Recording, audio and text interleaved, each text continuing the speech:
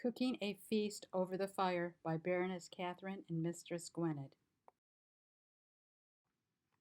In this presentation, we're going to talk about cooking a feast when you have no kitchen. You only have a fire pit. You may or may not have running water. We will not go into detail on the recipes, but explain the techniques. We've used many different period recipes over the years and everything has turned out wonderfully. You do need to have some experience tending a fire to be successful, but we're not going to cover that in this class. Gwynedd and Catherine have been cooking over the fire at events for over 40 years. Some of the cooking that we have done is for 2 state dinners at Pennsic. Also, every year our local group has an event at historic Fort Wayne in Detroit. We cook a feast for about 75 people every year. Gwynedd in 1982 volunteered to cook for the Michigan Renaissance Festival. She cooked both Saturday and Sunday for all 6 weeks. It was literally baptism by fire. That's how this all got started. We don't have many sources for cooking in a cauldron. In 1982, there were very few resources drawn and there was no internet. We could have cooked a big stew in the cauldron, but that felt boring for a demo. The book Food in England by Dorothy Hartley, copyright 1954, has a description of these cooking techniques done in a cauldron, which she dated to medieval cauldron. This book's still in print and contains a fascinating amount of social history on food and cooking, so you might want to look at that to see where we got our documentation. The types of cooking you can do for a feast are cauldron cooking, which we're able to cook 5 dishes at once, and we'll even show you how in this. You can also roast meat on a spit. Cooking meat this way makes it taste so good. We'll even show you how to cook using a pressure cooker method. Also, a Dutch oven can be used for any number of things. We'll show you how to use it, a roasting technique. Many other ideas can be found on the internet for this type. Grilling can be done, even though we've not done this for a feast, but it could be done. Baking. We've made flatbreads and English muffins using just a flat griddle. Baking can be also done using the Dutch oven. This is a diagram of what we will cook in one cauldron. As you can see, there are 5 different things cooking in the cauldron at one time. The bacon at the bottom, the 2 crocks would each have something different in them, and then the 2 hanging bags, which shows peas porridge and oatmeal dumpling. This technique comes from Food in England. We'll go over the details and how you go about this. All of this is done in boiling water.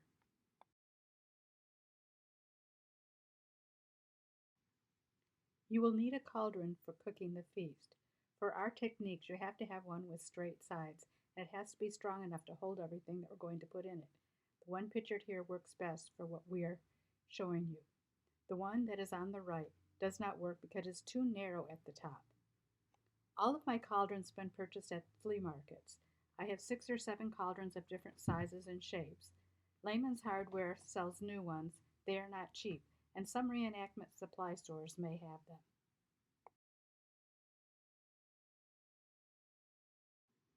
This is the board that goes on top of the bacon and is needed to put the crocks on.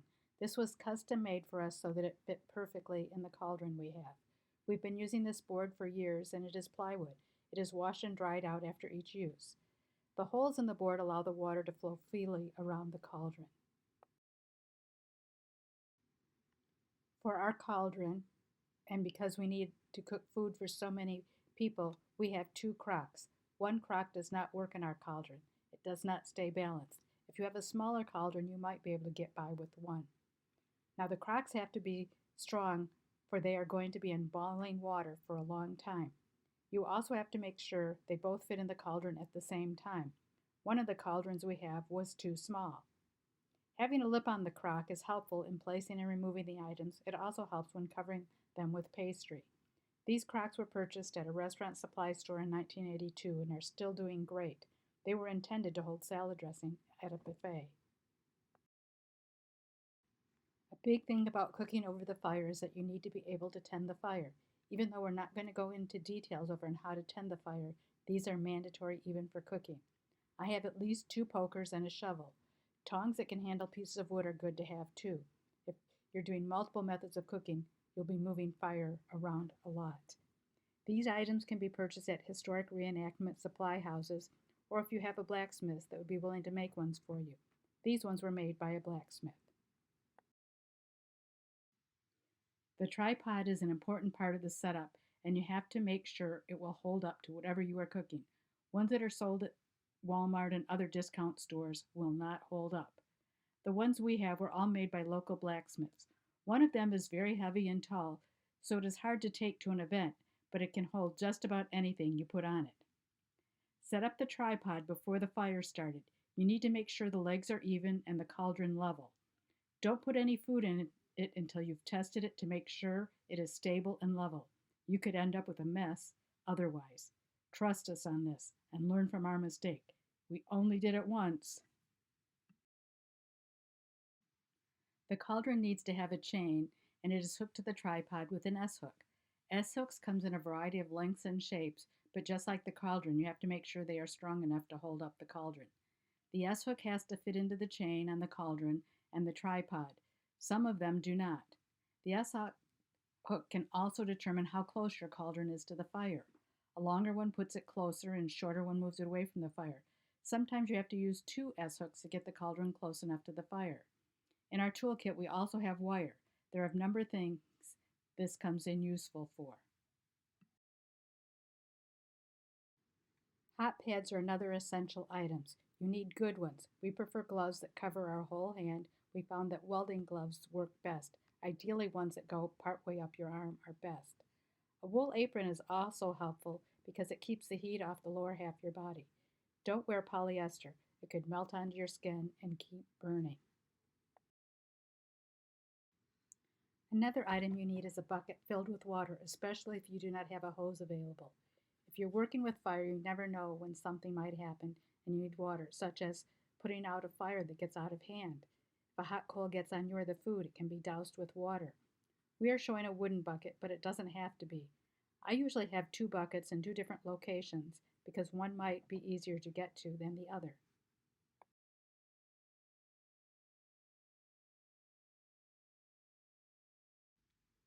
Other things you need for cooking the feast are cloth. This is used to cover the crocks and for the boiling bags. We find that muslin works best, but other cotton linen cloths will work. For the bags, you can use the cloth and tie up the corners, or we've actually used pillowcases or made our own bags. The bags and the cloth on the crocks need to be tied, so you need string. Cotton string is the easiest to find and works the best. You also need flour and water. These are not for the recipes, but for making pastry to cover the crocks and things. We'll explain this later. Bowls are needed to mix the flour and water, plus you need a rolling pin. If you forget the rolling pin, bottles of any kind work. I've used wine bottles, oil bottles, and pop bottles. You also need utensils like scissors for cutting the cloth. You may find other uses too. Don't forget the knives, forks, and spoons. You may need additional things depending on what you're cooking, such as a vegetable peeler, a can opener, a corkscrew. There may be any number of things that you need. Here are two things that would be easy to forget but are just as important as the cauldron. A dishwashing station. You're going to have dirty dishes as you prepare the feast. What we are showing here is a commercially purchased camp kitchen. It has a sink with a drain that you put a bucket under. A table with dishpans would work fine too. Don't forget the dish soap, sponges, dishcloths, and towels. Ideally, you need something to heat water in. We don't like to wash dishes in cold water. You also need a hand washing station. What you see in the picture is a foldable metal table. It doesn't take up much space. We're also using a refillable water bottle that when it sits in the sun, it gets very warm. Then you have warm water to wash your hands. Then you have to have your hand soap and paper towels. You don't want to reuse a cloth towel. It could get nasty by the end of the day. I also have a bucket to catch the soapy water so it doesn't go all over the ground. I usually have hand sanitizer and sanitizing wipes also. If presentation is important, cover things with tablecloths or towels. There's a lot of different things you can do to make things look nicer.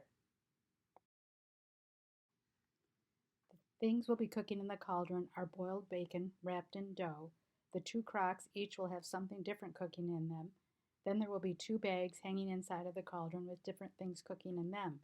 If you count, that is 5 different things will be cooking in the cauldron. It will not just be a stew. And we're putting a little bit of water in plain flour to make just a very simple dough. When it gets to a certain point, you can start doing it with your hands.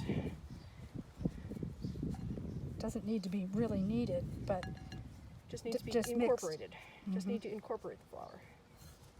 Just need a nice, thick, but not gooey dough. Okay, don't over knead it, because otherwise it'll just be tough and hard to roll.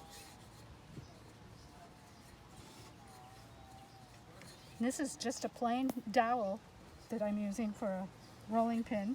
I've used olive oil jars and a lot of other different things. Wine bottles. You just need a little bit of flour on here to keep it from sticking.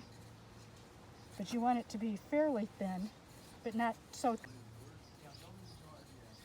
So you want it to be the size and shape of the bacon so you can wrap the bacon in it. And this is going to go in the bottom of the pot.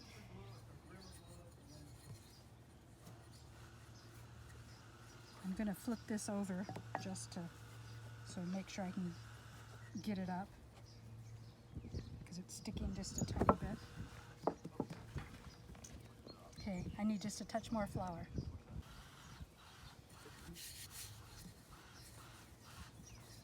You maybe make it a little wider that way too. Yeah.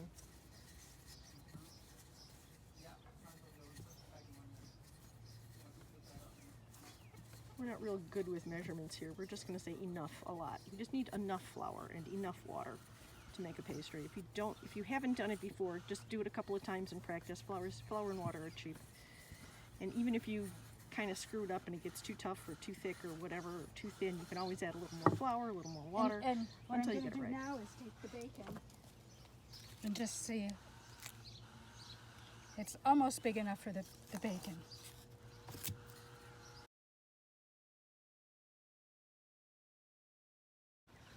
Now we're just going to wrap the bacon in the dough.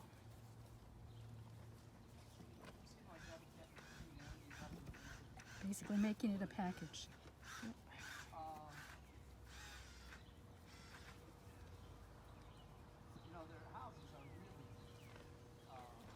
And I tore it here. You don't want to have any tears because it will. Yeah, you don't want the fat to leak out. You want the fat to go into the pastry. It's a very soft dough we made this time. Sometimes we make the dough thicker.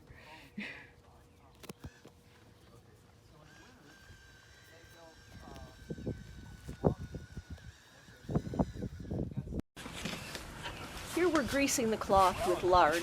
You could also use Crisco if you want to make it less beefy. It kind of waterproofs the cloth a little more.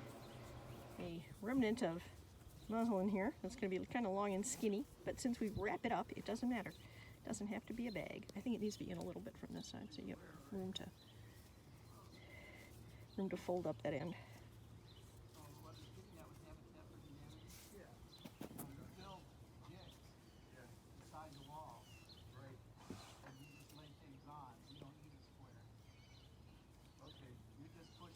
See why scissors are critical in your bag of stuff to take with you. You'll be using scissors a lot.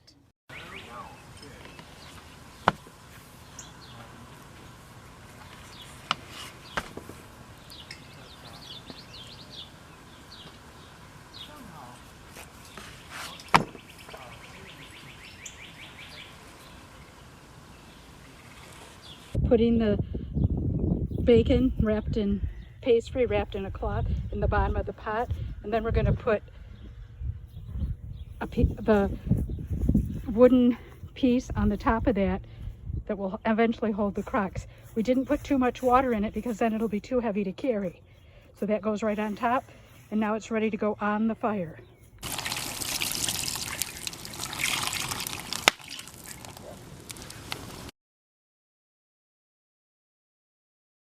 This is the bacon that's been boiled, and it tastes a lot like and it has the texture of corned beef. It is just yummy.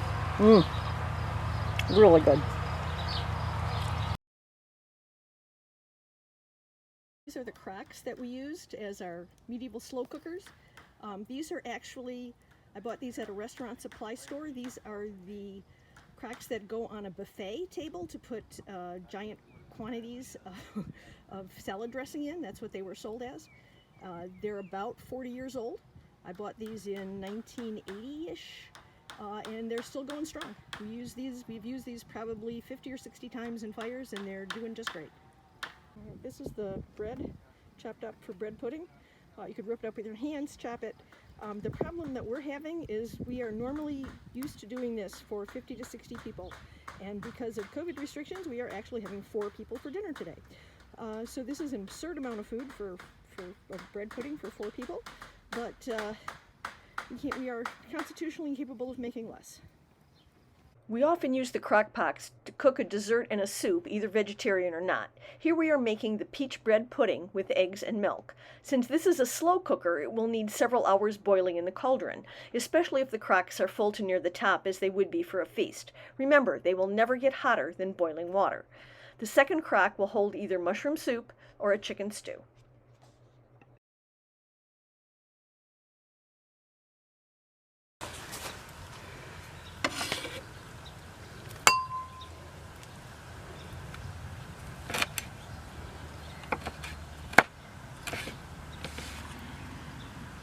Sure, why not? Go ahead. Okay, I'm adding the stock to this, and then basically this is done and ready to go on the fire. But we have to put both crocks on at the same time, or the board goes flipping over and everything tips Makes over. a mess. Yeah, it makes a real mess. So, And like I say, learn from our mistakes. So this is ready to go. And we're using boxed. Because we're lazy. and if you were doing a feast, you could make your own stock ahead of time, but you would probably make your own stock ahead of time. Trying to make it that day would be really, really, really crazy. You'd have to start at 3 o'clock in the morning to get everything done to put, because if you're doing this in quantity, I mean, we can put it on, it'll take, 2 hours, whereas if you're doing this for 60 people, it's going to take 6 hours on the fire, and you just really don't have enough time in the day. So we recommend doing things like taking shortcuts like buying your stock or making it in advance. Here's the finished chicken stew. It was excellent.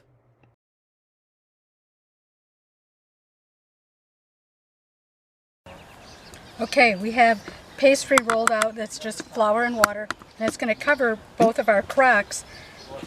So we put cloth down and then we put the pastry, and this will seal them so that liquid, so it'll steam. Yeah, it'll steam. It turns into a crock pot, essentially.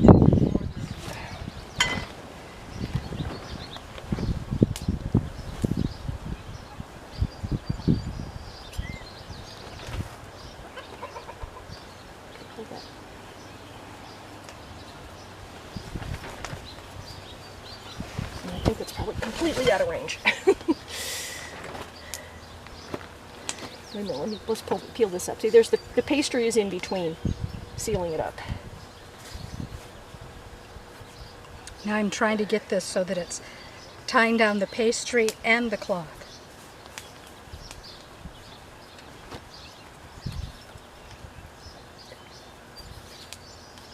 Oh, don't drink that water. Looking for the end.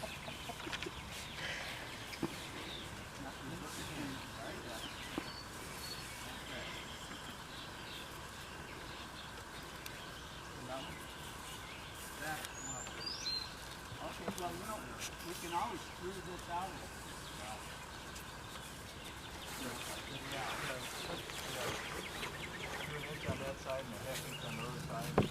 This side. Do you want to? Do you want to bring it over? Wait! Don't cut it. Bring it over to a third spot here, and then we can put a holder on it. This way, and not nearly as far. We can run a holder through it. Here's the sturdy string holder tied on it so we can lower it in at the same time, like this. Here we are lowering the crocks in without them falling over. There it is seething for about 4 hours. And the finished product, the bread pudding. And then there's the chicken soup, or this was the mushroom soup. We did both. For the peas porridge, we have chopped up onions, celery, and carrots in sort of a rough dice, and we're going to put them inside this muslin package, cloth, whatever thing. Okay, we have We're making a grain porridge. We have lentils in there and we have farro grains, and we're going to try that. We have mixed it in with basil and with bay leaves, and we're going to tie it up and put it and suspend it inside the boiling cauldron. We're supporting the cloth on in a bowl so we can pour some water in there. So get some liquid in. Go ahead, Kathy, pour some water in.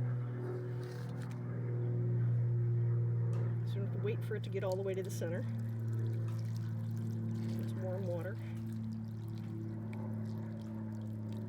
All right. We're just tying this bag up with a lot of room in there for it to expand.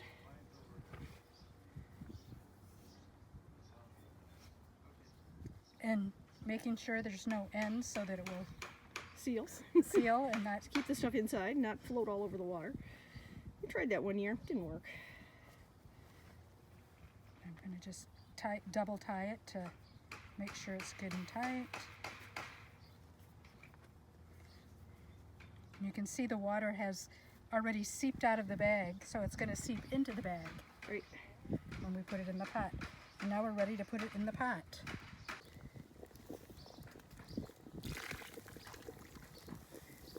And just pour the rest of the water in there. Why not? And now we're going to fill the pot up again.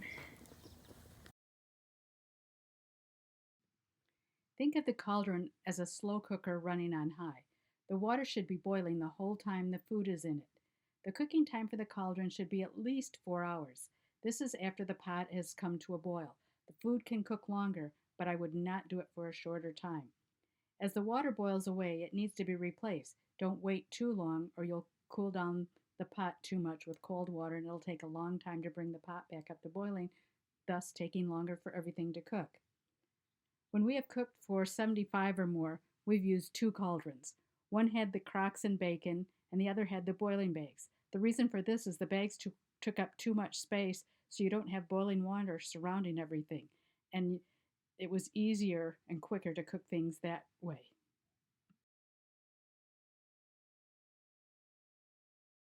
The next thing we will talk about is roasting meat on a spit over the fire. This is the best way to add meat to the feast, and everyone who enjoys meat will love it. Here's a picture of Catherine and a 30-pound roast we had just put on the fire for an event called Tiger Hunt. Larger roasts can be ordered from your local butcher. Remember to explain what we're going to do so they understand you don't want several smaller roasts tied together. You want one big piece of meat to roast. The equipment needed to roast meat in the fire is a good spit and prongs. We do a 30-pound roast, and the spit and prongs have to be strong enough to hold this up. The skewer that goes through the meat needs to be square stock, so the prongs hold tight.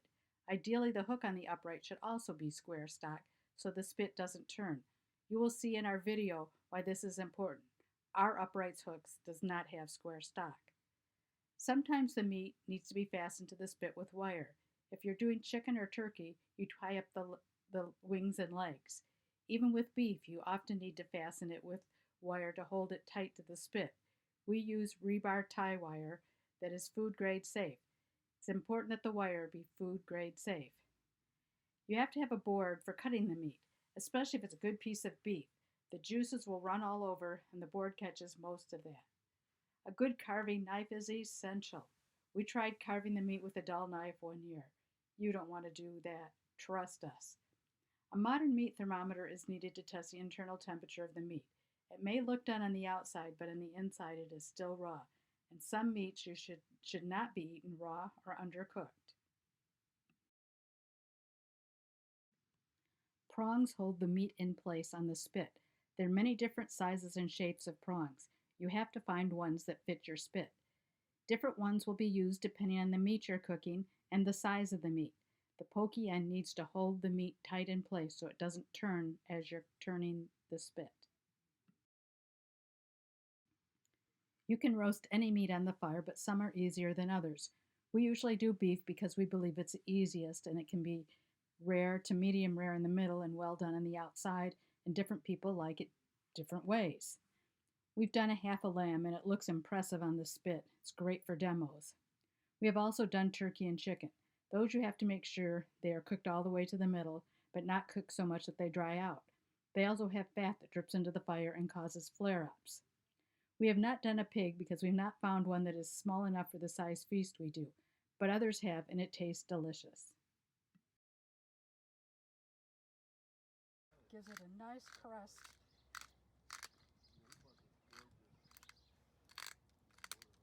I like beef. This is a spit ready to put the meat on it. Okay. Trying to find the center as much as we can and keep it.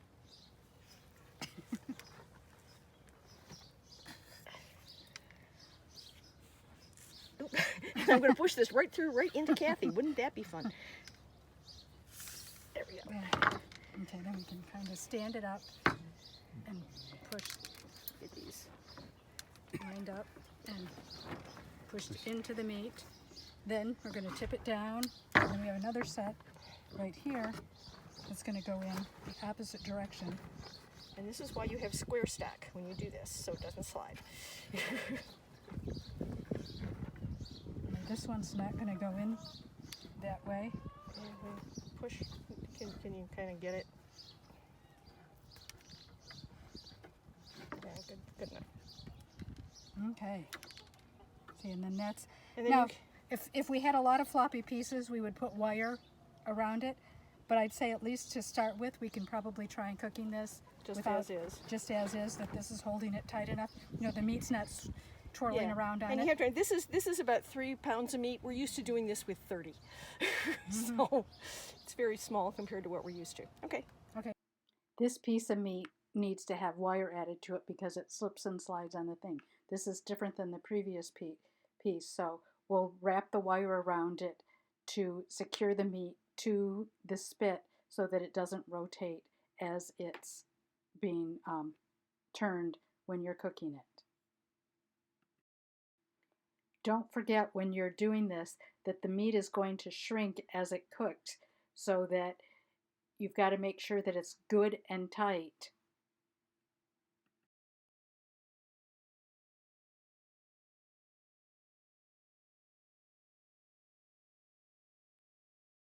As you can see, it needs to be wrapped quite a few times to get it to be secure.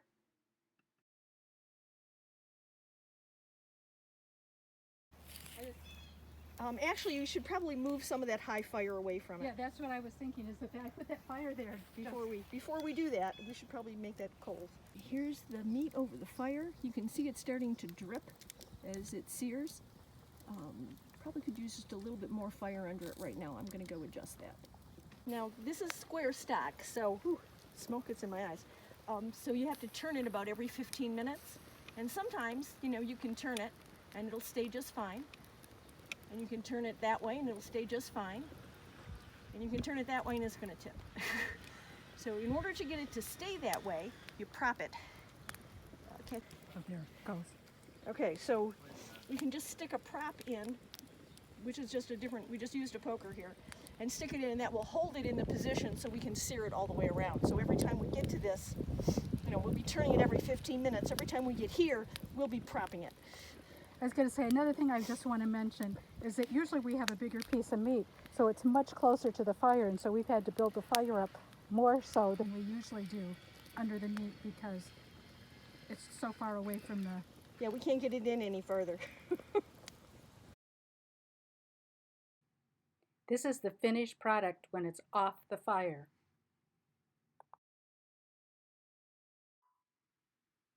Cutting the meat, and to me this is just perfect. It's a medium well, some pink, some a little more well done, and when you do it for a feast you want some that's well done and some of it that's medium to rare so that different people can have different pieces.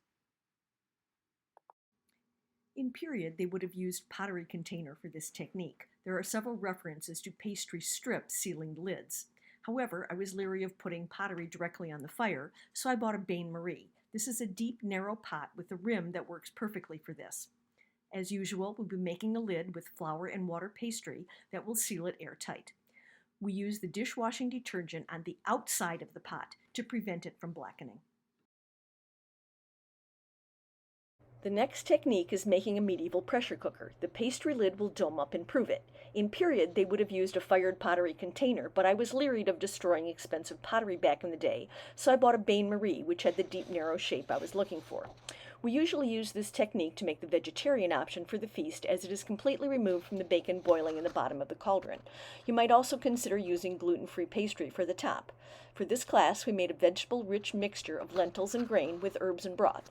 Put in a lot of liquid, as some will evaporate in the steam when you don't want it to cook dry and burn on the bottom.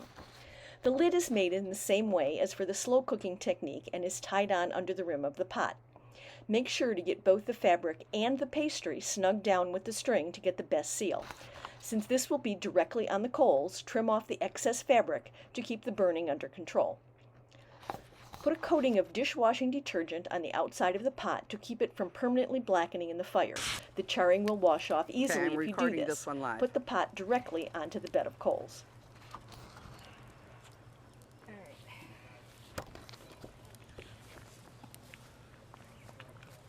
Wrap some fabric around a stick or poker and keep it wet and nearby to smother any sparks that land on the fabric when it is in the fire.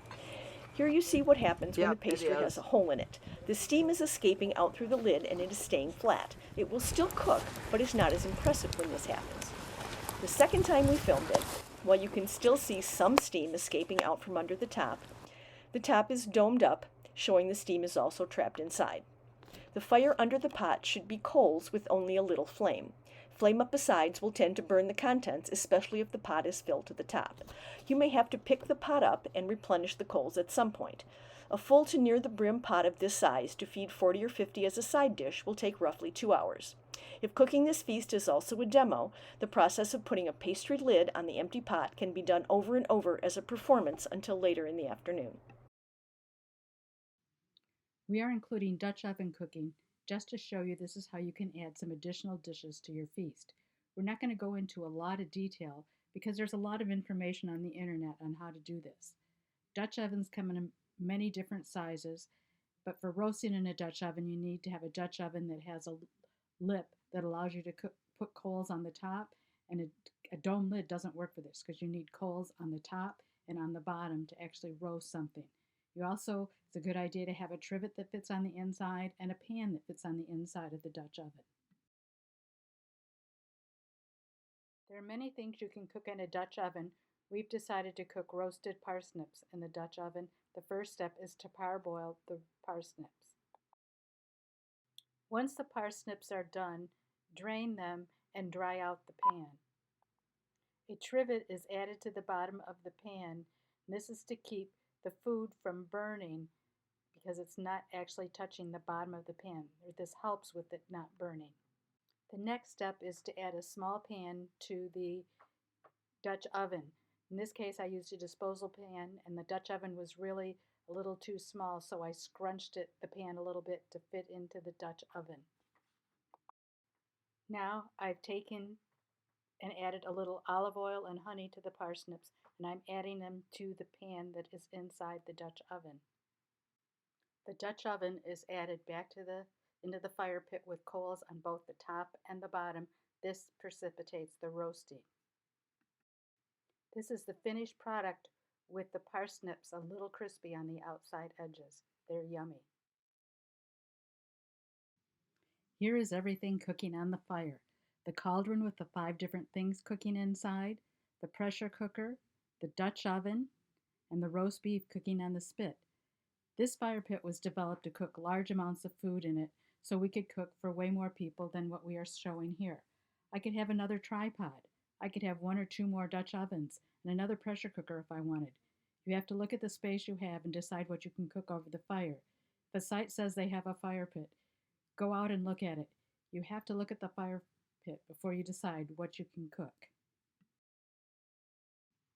Besides what you cook over the fire, we've added the following things to a feast: a salad or coleslaw that can be assembled while your food is cooking, pies or quiche that you cook at home, can either be savory or can be sweet, a bread that you buy or bake at home. We've made flatbread and English muffins over the fire for a feast, but it's a lot of work and very hot, but they sure do taste good. We've also added cold ham or smoked fish to our feast. These don't take much prep and you have more protein and more variety in your feast. You can serve the feast with servers and use serving dishes. We did that for a couple years, but with no running water, the cleanup is very difficult. We've served a feast buffet style, letting the feasters get their own food, but this takes longer, and because you are limited on quantities, when you run out, and the first feasters may take all of something, and the last feasters get left out. So we have done a modified buffet where we have people serving the food in the buffet line and telling them to come back for seconds if they really like something. We know how much each person should get, and for the roast beef, this makes it easier because you can cut off a piece of meat the way they like it, if they like it well done or if they like it rare. With either buffet, you have a lot less dishes to do, and after cooking over the fire all day, you are tired and don't want to have to do all those dishes. We cook great feasts, even when we don't have a kitchen. And it's much more authentic to cook over a fire, and it makes a great demo presentation. You can have a multi-course feast. You don't have to have just stew. If you have any questions or you come up with any exciting recipes or experiences, you can contact us at the addresses below. I'm Catherine. And I'm Gwynedd, and we hope you You enjoyed enjoyed the the class. class. Goodbye. Bye.